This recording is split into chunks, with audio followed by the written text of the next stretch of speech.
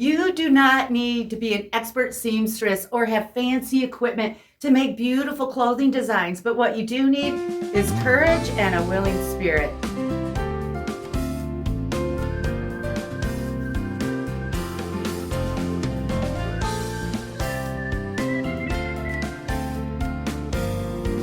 Thank you so much for joining me. I hope you had a wonderfully creative week. Today I want to make what I hope is a beautiful velvet and lace duster.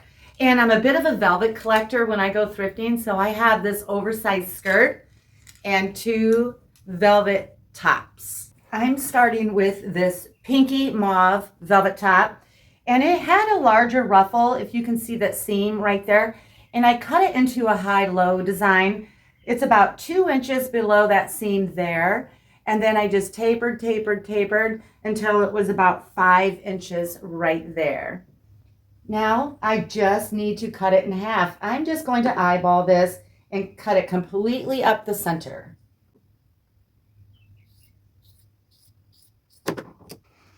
Now I want to curve this a little bit, so I'm going to line up the front like this. And I'm just going to sort of freehand a curve. So now it's a little more curved. And this will have lace patchwork all over it. And I want to begin putting the patchwork on this portion before I get the sleeves and everything else on. It's just so much easier to sew that way. So I went to my doilies, table runners, things like that, and cut out some squares and some rectangles. I'm not doing really round doilies. I want this to be kind of patchwork. I have kind of a fun needle point, just a variety. Now I'm just pinning some on in random areas.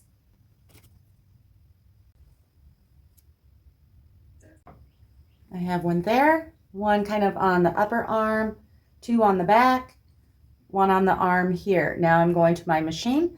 I'm going to use a gold colored thread because this will be dyed kind of a brownish gold, hopefully.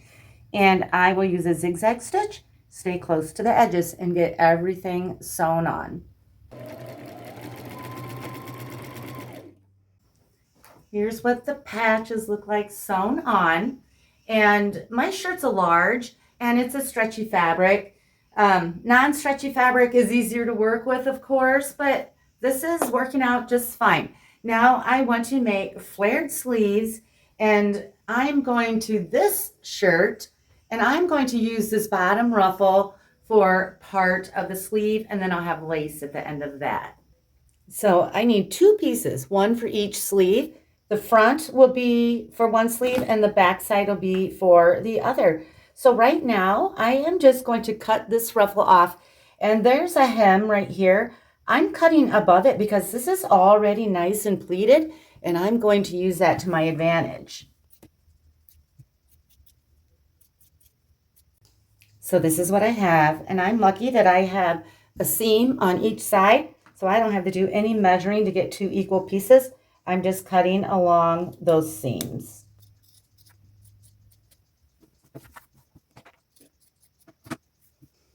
Now, this is 10 inches tall, and I want my ruffle to be 8 inches tall, and then that'll give me plenty of room to add lace. So this is 10, I want it 8, so I am cutting 2 inches off the bottom of each one of these pieces.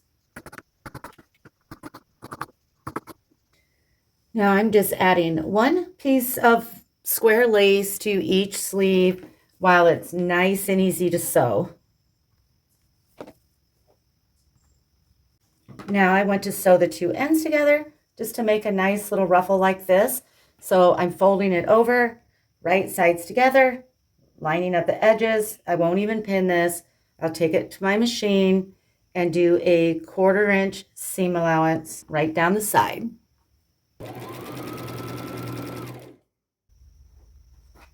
Now I want to add the ruffles to the sleeves.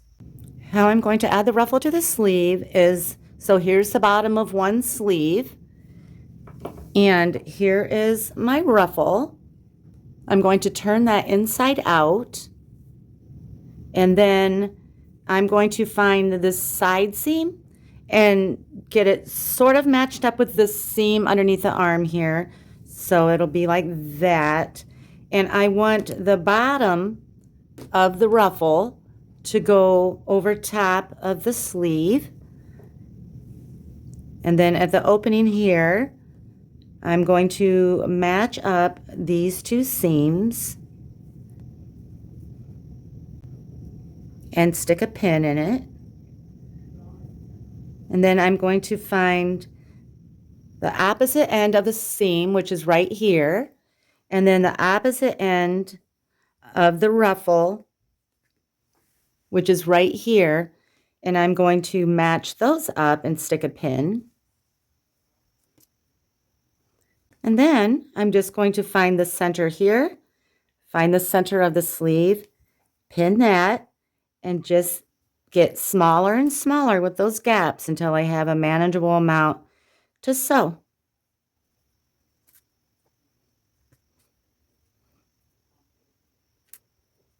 Now both sleeves are pinned. I'm going to slide each one over the arm of my sewing machine, use a straight stitch, 1/4 inch seam allowance, and get those sewn all the way around.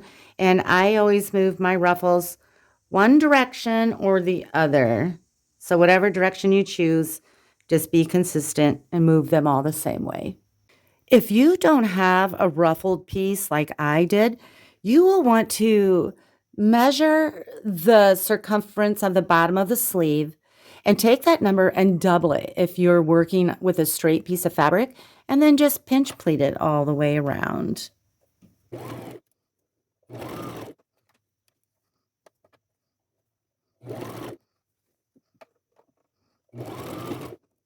Now I'm pressing that seam I just made.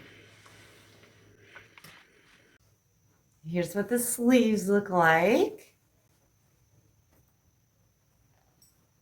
So to make the ruffle at the bottom, I thrifted this 4X velvet skirt, which gives me a lot of fabric. I measured the bottom of this jacket all the way around, and it was 62 inches. And I'm going to add a foot to that because I don't want it super pleaty, but I do want some volume. So I'm adding 12 inches, bringing me to 74 inches. So I want to cut 74 inches long and 14 inches tall off of this skirt.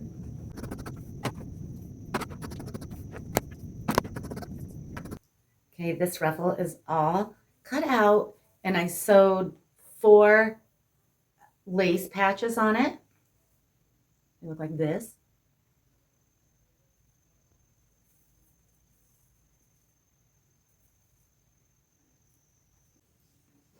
Now I want to sew the ruffle to the bottom of the jacket.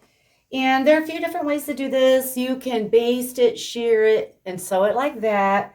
I hear there is a sort of ruffle foot for your sewing machine, but this is just my preferred way of doing it. So I am going to lay this ruffle right sides together on top of my jacket. And then I'm going to come to the corner and pin one side.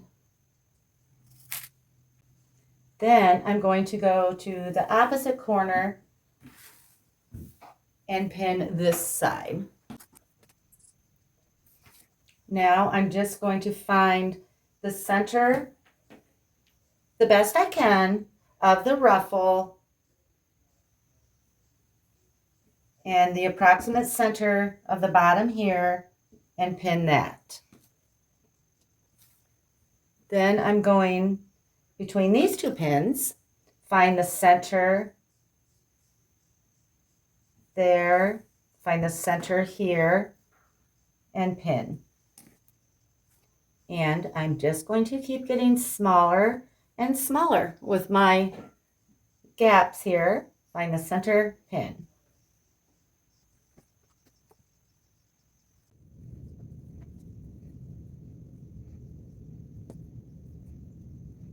Now that I have everything pinned, I'm going to sew it together with a 1/4 inch seam allowance.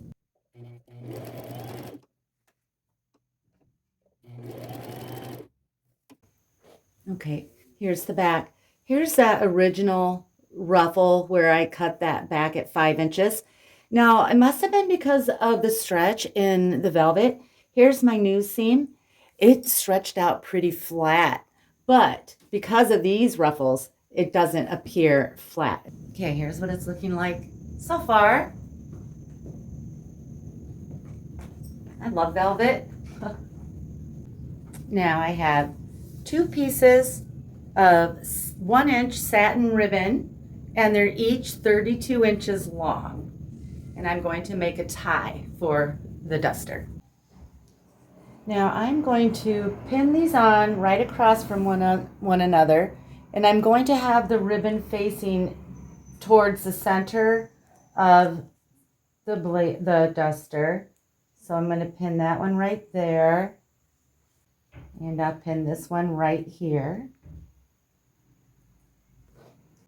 And I am just going to go over this with a couple, maybe 3 rows of zigzag stitching to make sure it's nice and durable.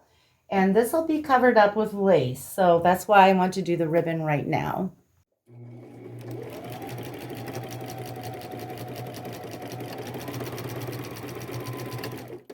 Now I want to add lace around all the perimeters, around the sleeves, around the whole entire front, around the neckline, and the bottom. Okay, so I have a stack of large doilies, table runners, things like that, and I'm going to cut perimeters off of these in about 4-inch widths. When I do a lot of repetitive cutting, I like to use my electric scissors.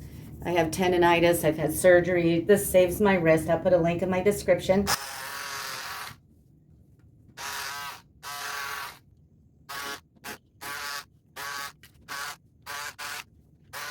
Okay, so you'll just have to feel out sort of your own lace. Now these that I cut around round or oval doilies, they sort of open up into sort of a natural pleating. So I won't have to pleat those much. And I am going to start at the bottom. Let me scooch back. I am going to start at the very bottom, just in the front, and I'm going to slightly overlap that velvet.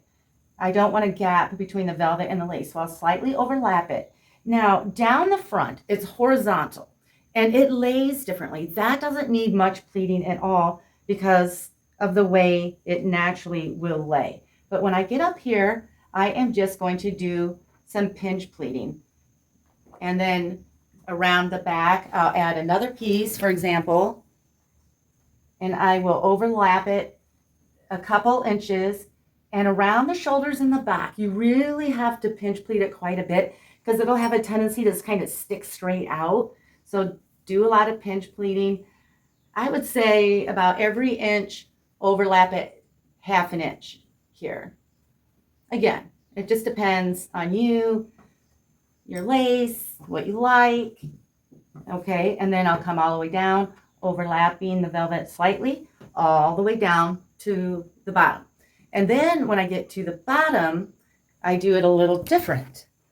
Around the bottom edge, I will just come to this corner where I stopped, overlap it about 1/2 inch, and this I'll pinch pleat probably more and go all the way around. And then the sleeves, same thing.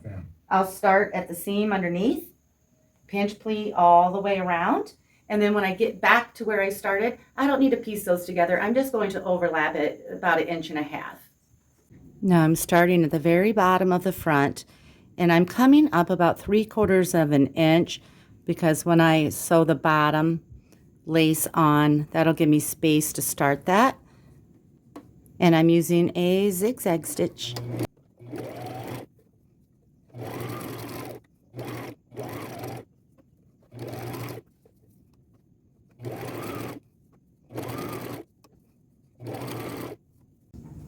Okay, the lace is all sewn on, lace/crochet. And don't worry, the crochet, I have raw edges. it will not completely unravel, but it will fray beautifully. And I know I went through how to sew this on fairly quickly.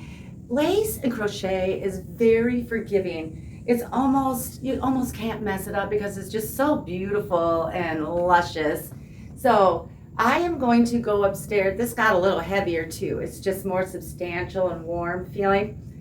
I don't want my lace this white. I don't like high contrast in certain items. And so I'm going to dye just the lace and make it warmer and more fall feeling. And the way I'm going to do just the lace is I'm using RIT dye for natural fabrics.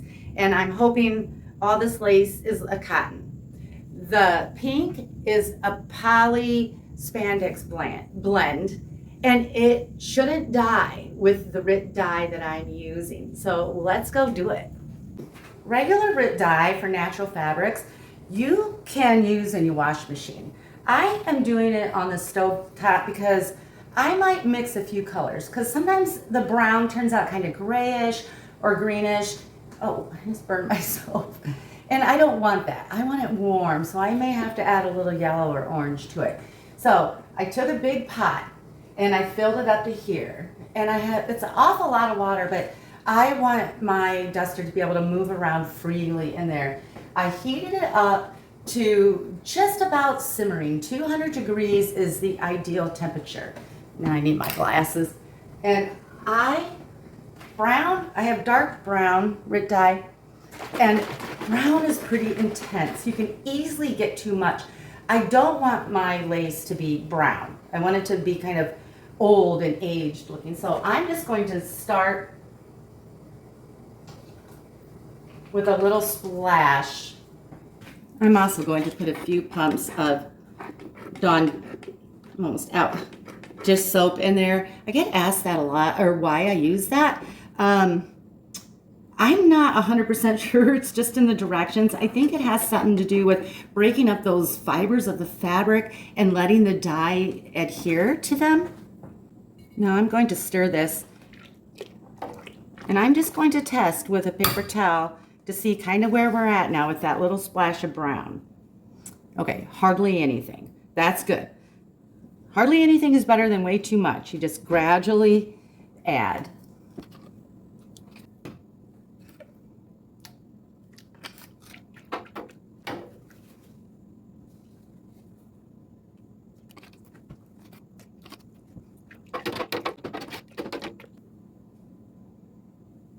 I think I like that. It just looks kind of warm. So now I'm going to put my duster in there.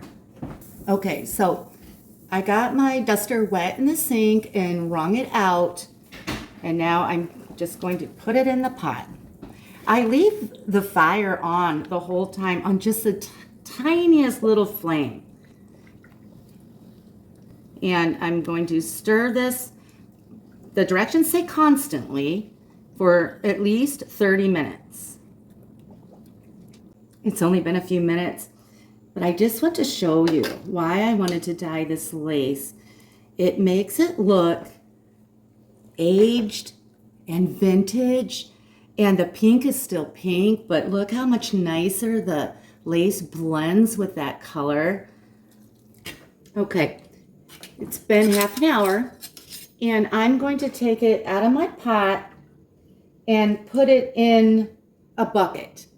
At this point, I know a lot of people don't like dye in their wash machine, but I am going to put this in my washer on rinse and spin. If you don't want to put it in your washer, you can rinse it until the color runs clear in your sink and wring it out really good. When I'm done just the rinse and spin cycle, I'm putting mine in the dryer. I'm just taking it from my bucket, dumping it into my wash machine. Setting my washer on rinse and spin and let it do its job. I love this. I think it's one of my new favorite pieces. Do you see how just changing the color of that lace elevates it so much? I'm going to slow it down here in a second and let you see more of the details. But I just want to mention again the upcycling Facebook group that I'm in, founded by Mandy Wildman. Mandy is also an upcycler with a YouTube channel. She does a lot of beautiful cottage core designs. I will put a link to her YouTube channel down in my description. It's called Upcycle Clothing and Creations. It's the only Facebook group that I interact with. And I know a lot of you are creating fabulous things and you can't share your pictures down in YouTube comments. So a lot of you are going over there and sharing your pictures, and I love seeing them. And it's a wonderful community. You can ask questions, share what you've made, and I look at it every day. I really love it. So I'm going to slow it down, let you see more of the details, and I thank you so much for watching. Okay, one more thing about the group I forgot to mention. It's a private group, so you go over there and you click join, and you have to answer a couple questions and be accepted. Really easy.